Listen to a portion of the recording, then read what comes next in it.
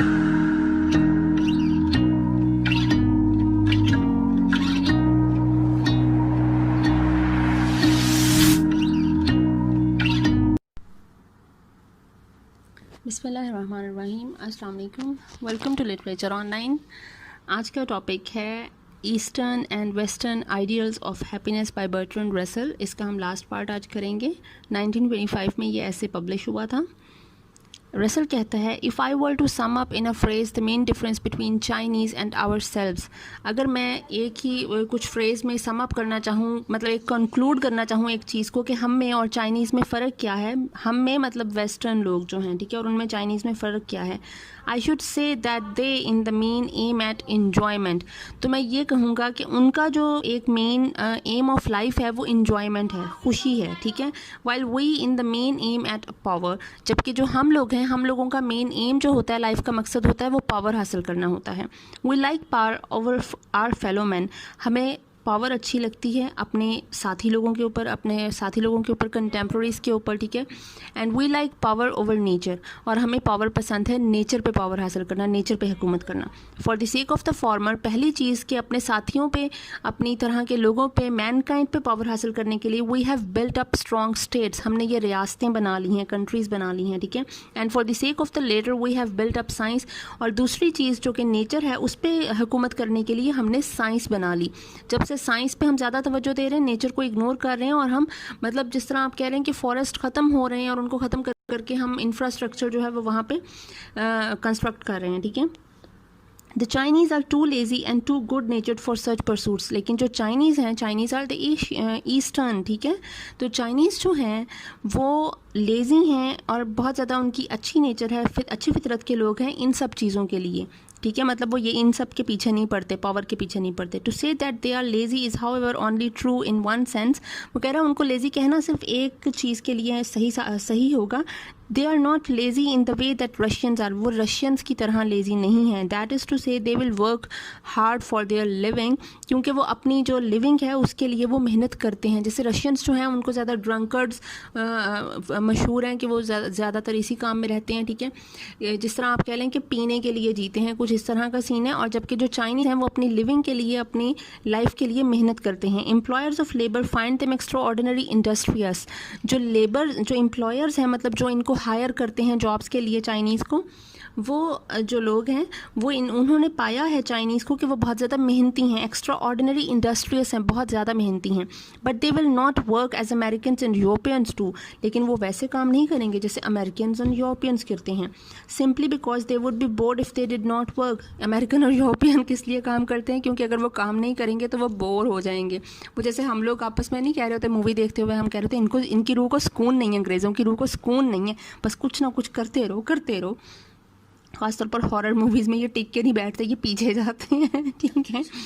तो nor do they love hustle for its own सेक, और ना ही चाइनीज़ को जल्दी बहुत पसंद है, ठीक है। When they have enough to live on they live on it, जब उनके पास रहने के लिए काफ़ी होता है सरमाया तो वो उस पर रहते हैं, मतलब वो मज़ीद मेहनत नहीं करते। Instead of trying to argument it by hard work, बजाय इसके कि वो मज़ीद मेहनत से अपनी लाइफ को मुश्किल बना दें, ठीक है। मतलब वो जितना है उस पर फिर गुजारा करते हैं। They have an infinite capacity for really amusements, इन्होंने अपनी जो चाइनीज़ के पास अपना जो फ़ारिग टाइम है उसको एंजॉय करने के लिए, मतलब अपनी अयाशी के लिए इनके पास काफ़ी ज़्यादा वैरायटी है, ठीक है। इन्फिनिट कैपेसिटी है, मतलब वो क्या क्या कर सकते हैं। गोइंग टू थिएटर, मूवी चले जाते हैं, कोई ड्रामा देखाते हैं। Talking with they while they drink tea, चाय पीते हुए बातें करना। Admiring the Chinese art of earlier times, पहले के वक्त के जो आर्ट है उसकी तारीफ़ करना। और वॉकिंग इन ब्यूटीफुल सीनरी, या फिर खूबसूरत जगह पर वॉक करना। मतलब ये देखिए कितना रिलैक्स माहौल वो बता रहा है कि वो किस तरह से रिलैक्स करते हैं।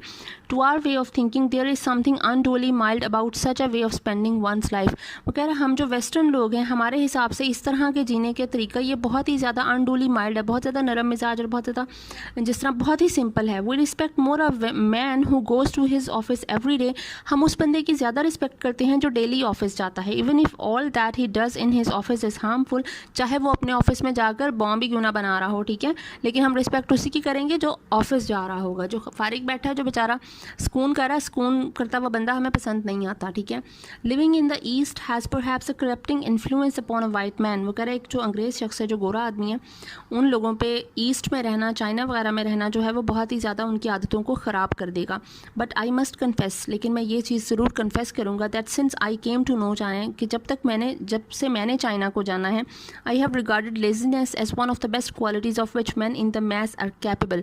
मैंने लेजीनेस को, सुस्ती को सबसे ज़्यादा बेस्ट क्वालिटी पाया है, खूबी पाया है, और ये खूबी हम में से हर शख्स में तकरीबन मौजूद है, मतलब ज़्यादा लोगों में मौजूद होती है। मतलब हम सुस्त होते हैं, ठीक है, हड हराम होते हैं।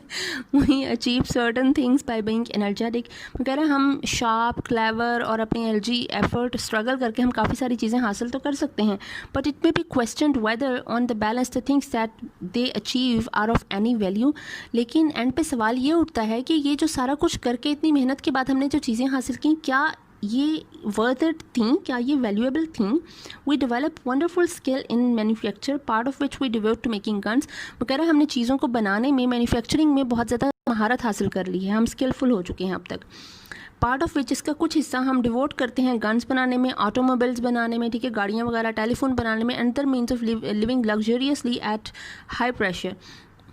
हाँ, और हम मतलब एक अच्छी खुशहाल ज़िंदगी गुजारने के लिए जो चीज़ें यूज़ होती हैं उनको बनाने में हम काफ़ी महारत हासिल कर चुके हैं, जिसका एक हिस्सा ये चीज़ें बनाता है। While the other part is devoted to making guns, poisonous gases and aeroplanes for the purpose of killing each other wholesale. जबकि जो दूसरा हिस्सा है जो हमारी मैन्युफैक्चरिंग का है, वो यूज़ होता है जो ज़्यादा है, गन्स बनती हैं, मतलब वेपन्स बनते हैं, पॉइजनस गैसेज बन रही हैं, ठीक है, जो हम अटैक करने के लिए यूज़ करते हैं, ठीक है, एरोप्लेन्स बन रहे हैं for the purpose of killing, मतलब जो आप कह रहे हैं कि जो हमारे जो एरोप्लेन्स के थ्रू, जो ड्रोन्स के थ्रू अटैक्स होते हैं, ठीक है, वो होते हैं killing each other wholesale, मतलब थोक के हिसाब से बहुत ज़्यादा मैसिव डेथ्स, मैसिव किलिंग्स होती हैं इनके थ्रू, ठीक है, ड्रोन्स एंड एरोप्लेन्स के थ्रू जो बॉम्ब और मिसाइल्स गिराए जाते हैं, ठीक है, कहीं पे, कि हमारा ज़्यादा हिस्सा मैन्युफैक्चरिंग का ये गलत चीज़ें यूज़ करने के लिए यूज़ हो रहा है। We have a first class system of administration and taxation, वो कह रहा है हमारे पास जो सिस्टम है एडमिनिस्ट्रेशन का, इंतज़ामिया का और टैक्सेशन का, part of which is devoted to education, sanitation and such useful objects. उसका एक हिस्सा इस्तेमाल होता है जो हम करते हैं टैक्सेशन और एडमिनिस्ट्रेशन का, हम अपनी एजुकेशन के लिए यूज़ करते हैं, सैनिटेशन के लिए यूज़ करते हैं और कुछ दूसरे मुफीद चीज़ों के लिए। While the rest is devoted to war, लेकिन एडमिनिस्ट्रेशन और टैक्सेशन का जो बाकी का ज़्यादा हिस्सा है वो वॉर के लिए यूज़ होता है, जंगी इंतजामात के लिए यूज़ होता है। In England at the current day most of the national revenue is spent on past and future wars and only the residue on useful objects. England में वो कह रहा है कि जो ज़्यादातर रेवेन्यू का हिस्सा है वो इंग्लैंड, देखिए इंग्लैंड एक शहर के लिए कहा गया, ठीक है, जो कंट्री के लिए, इंग्लैंड का ज़्यादा हिस्सा यूज़ होता है जो रेवेन्यू का, रेवेन्यू कहते हैं इनकम को, ठीक है, जो पास्ट और फ्यूचर वॉर्स हुई उनमें यूज़ हुआ, लेकिन जो रेजिड्यू, जो बचा खुचा हुआ, वो सिर्फ कोई जो आवाम के लिए इस्तेमाल हुआ, यूज़फुल ऑब्जेक्ट्स के लिए यूज़ हुआ ऑन द कॉन्टिनेंट। जबकि जो यूरोप का पूरा जो ये कॉन्टिनेंट है, इन मोस्ट कंट्रीज़, उसके ज़्यादातर कंट्रीज़ में the proportion is even worse, ठीक है। इंग्लैंड एक कंट्री की बात हुई, अब वो कॉन्टिनेंट की पूरे की बात कर रहा है कि उसमें ज़्यादातर कंट्रीज़ जो हैं उसमें ये निस्बत जो है, प्रोपोर्शन है, ये इससे भी बुरी है। We have a police system of unexampled efficiency, हमारा जो पुलिस सिस्टम है वो बेमिसाल कारकर्दगी का हामिल है। अनएग्जाम्पल्ड, बेमिसाल, एफिशिएंसी बहुत ज़्यादा एफिशिएंट है। Part of which is devoted to the detection and prevention of crime and part to imprisoning, जिसका एक हिस्सा पुलिस का इस्तेमाल होता है detection and prevention of crime, के क्राइम को ढूंढना और क्राइम से बचना, and part to imprisoning any who has new constructive political ideas। जबकि जो पुलिस का बाकी जो काम होता है वो सिर्फ यही होता है कि अगर किसी के पास कंस्ट्रक्टिव पॉलिटिकल आइडियाज़ होते हैं, कोई जो है वो ह्यूमैनिटी के लिए या फिर औरतों के हकूक़ के लिए या फिर लेबर के राइट्स के लिए या फिर आप कह लें कि अक़लियतों के राइट्स के लिए कोई बंदा लड़ रहा है जिसके कुछ इस तरह के पॉलिटिकल आइडियाज़ होंगे, उनको कैदोबंद किया जाता है, उनको इम्प्रिजन किया जाता है, अरेस्ट किया जाता है।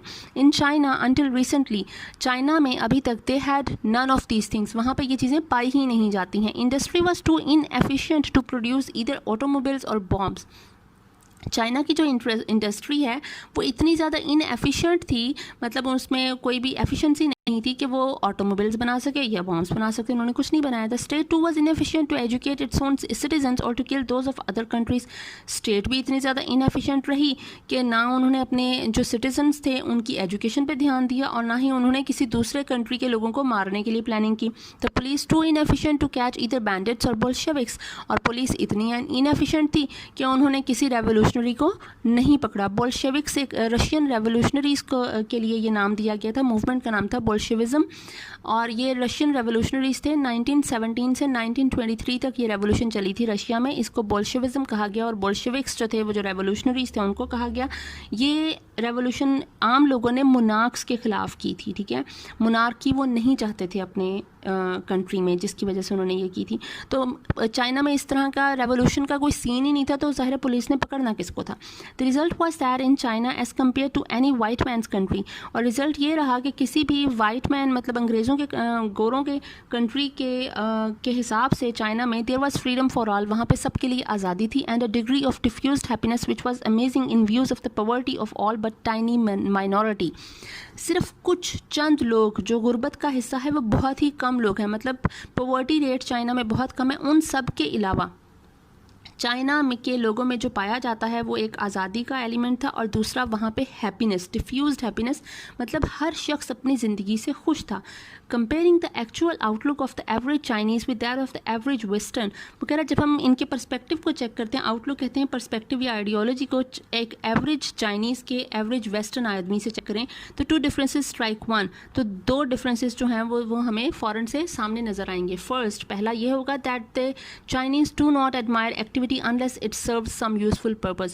चाइनीज़ तब तक एक्शन को या किसी काम को अच्छा नहीं समझते जब तक वो किसी यूज़फुल पर्पज़ के लिए ना किया गया हो, मतलब कोई ऐसा पर्पज़ जिसका कोई मुफीद फ़ायदा भी हो, ठीक है। सेकेंडली, दूसरी बात जो फ़र्क नज़र आया वो ये था that they do not regard morality as consisting in checking our own impulses and interfering with those of other.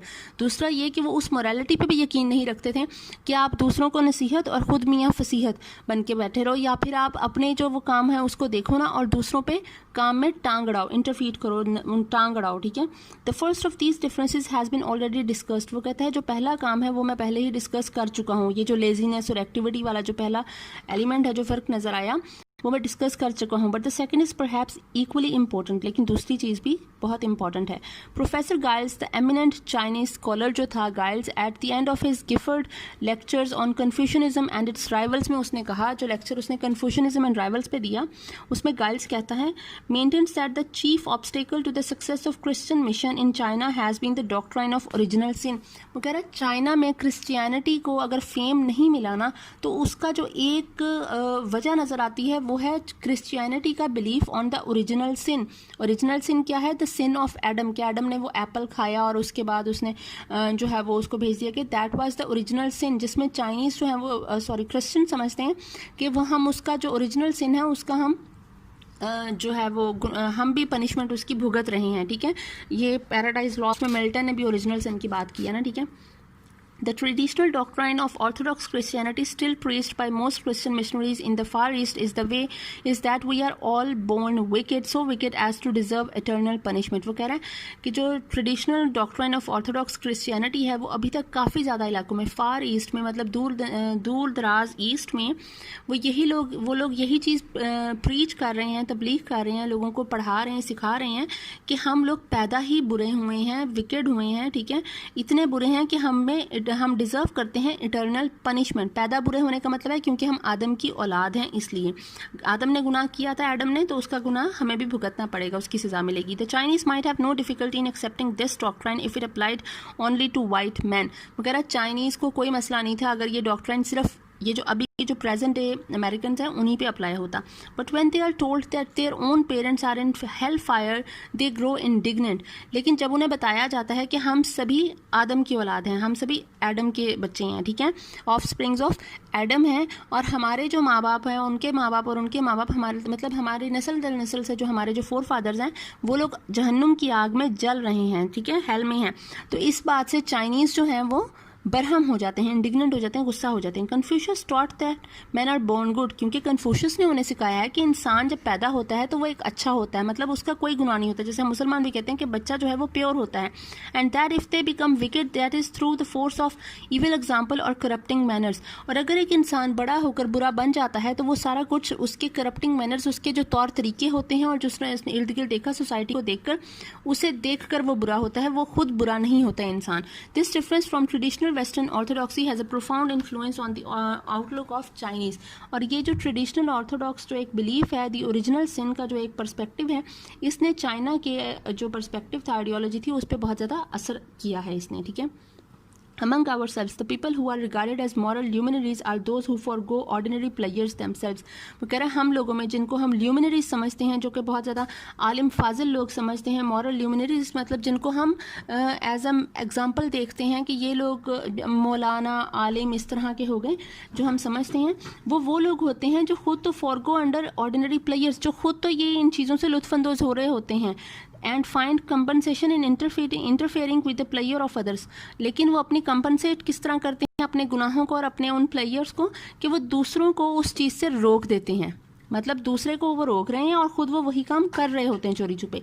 There is an element of busybody in our virtue वगैरह। हमारा जो सही और गलत का जो एक चीज़ हमें पाई जाती है, एक जो आइडिया है, उसमें एक ये बिजी बॉडी का एलिमेंट है, मतलब खुदाई फौजदारी। Unless a man makes himself a nuisance to a great many people we do not think he can be an exceptionally good man.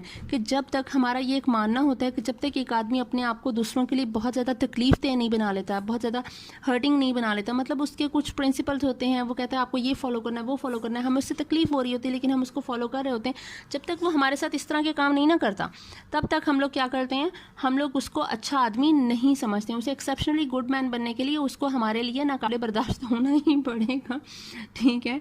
This attitude comes from our notion of sin. और वो कह रहा है ये जो रवैया हमारे अंदर आता है, ये नोशन ऑफ सिन से आता है, ये गुनाह से का जो एक हमारे दरमियान, हमारे मज़हब में एक जो बिलीफ है हमारा, उससे ये रवैया हमारे दरमियान पैदा होता है।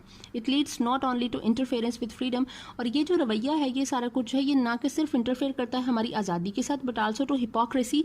लेकिन ये हमारी जो हमारे अंदर जो एक मुनाफकत है, ये उससे भी इंटरफेयर करता है। Since the conventional standard is too difficult for most of the people to live up to. क्योंकि ये जो हमारे जो मुआशरती हमारे जो इक़दार होती हैं, कन्वेंशनल स्टैंडर्ड्स ऑफ लिविंग हमें बताए जाते हैं कि ये राइट एंड रॉन्ग की जो एक हमें बचपन से एक चीज़ सिखाई जाती है, ये जो हमें राइट एंड रॉन्ग की चीज़ें जो सिखाई जाती हैं, ये जो इक़दार हैं, ये जो वैल्यूज़ हैं, ये हमारे लिए अक्सर औकात फ़ॉलो करना और उनको फॉलो करते हुए जीना, अपनी ज़िंदगी में अप्लाई करना मुश्किल होता है, ठीक है।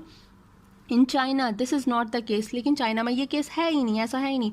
Moral precepts are positive rather than negative. जो मॉरल परसेप्ट्स हैं वहाँ पे वो पॉजिटिव है, ना कि नेगेटिव है। मतलब हमारे अंदर नेगेटिव नहीं है, हमें अपने आप को दिखाना कुछ है और होना कुछ है, अंदर से कुछ चाहते हैं लेकिन हम शो ऑफ कुछ और कर रहे होते हैं। ये चीज़ चाइना में नहीं है। A man is expected to be respectful to his parents.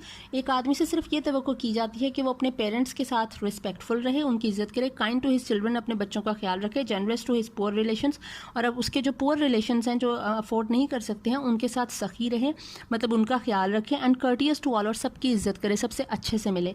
These are not very difficult duties. और ये कोई बहुत ज़्यादा डिफ़िकल्ट या मुश्किल फ़राइज़ नहीं है, और ये हमें इस्लाम भी यही सिखाता है। But most man actually fulfil हैं, लेकिन अक्सर लोग उनको फुलफिल करते हैं, पूरा करते हैं अपनी इन ड्यूटीज़ को। And the result is perhaps better than there of are higher standards from which most people fall short. और जो रिजल्ट ये है कि चाइना के लोग हमसे ज़्यादा खुश तरीके से रह रहे हैं और अच्छे तरीके से रह रहे हैं, जबकि हम लोगों ने जो अपने बड़े बड़े एक बेंचमार्क रखे हुए होते हैं, एक रखा होता है कि हमने इस तरह से जीना है, ये एक स्टेटस है, तो वो हमारा वो पूरा भी नहीं होता और हम लोग फिर उससे नाखुश भी रहते हैं। Another result of absence of notion of sin is that men are much more willing to submit their differences to arguments and reasons than they are in the West। वो कह रहा है एक और जो नोशन ऑफ सिन की absence है ना, उसने चाइना में एक और अच्छी बात ये की है that they are much more willing to submit their differences to arguments। कि वो लोग जो हैं, जब उनके दरमियान कोई इख्तलाफ पैदा होता है, कोई डिफरेंस है, किसी का डिफरेंस ऑफ ओपिनियन है किसी दो लोगों के दरमियान, तो चाइना में एक अच्छी ये बात है कि वो लोग फ़ौरन से पहले जहाँ पे हकायक और दलाइल की बात रखती जाती है, आर्ग्यूमेंट पेश कर दिया जाता है, रीज़न दे दी जाती है, तो वो उस इल्म और दलील को मान लेते हैं और अपने डिफरेंसेस को भूल जाते हैं। जबकि then they are in West में ऐसा नहीं है। अमंग आवरसेल्व्स, हमारे दरमियान क्या होता है वेस्टर्न में, differences of opinion quickly become questions of principles. हमारे दरमियान अगर कोई इख्तलाफ राय होता है तो वो फ़ौरन से पहले बात असूल पे आ जाती है। Each side thinks that the other side is wicked and that any yielding to it involves sharing in its guilt. Her side ये समझती है कि मैं ठीक हूँ और अगर जो गलत है किसी ने और ने उस गलत का साथ दिया तो वो भी उस गलत का शरीक बन जाएगा, उसका साथ देगा और वो भी गिल्टी होगा। This makes a dispute bitter, और इससे हमारे झगड़े मजीद कड़वाहट का शिकार हो जाते हैं और शदीद हो जाते हैं, सवेयर हो जाते हैं। And involves in practice a great readiness to appeal to force, और हम अमली तौर पर क्या करते हैं, हम एक दूसरे के इतना नेगेटिव हो जाते हैं, अगेंस्ट हो जाते हैं कि हम फोर्स यूज़ करने से भी नहीं हिचकिचाते। मतलब लड़ाइयाँ हो जाती हैं, बाकायदा फिजिकल लड़ाई हो जाती है, ठीक है, चाहे ये आप नेशनल बेस पे कहो या फिर आप इंडिविजुअली सोशली आप बात कर रहे हो, ठीक है।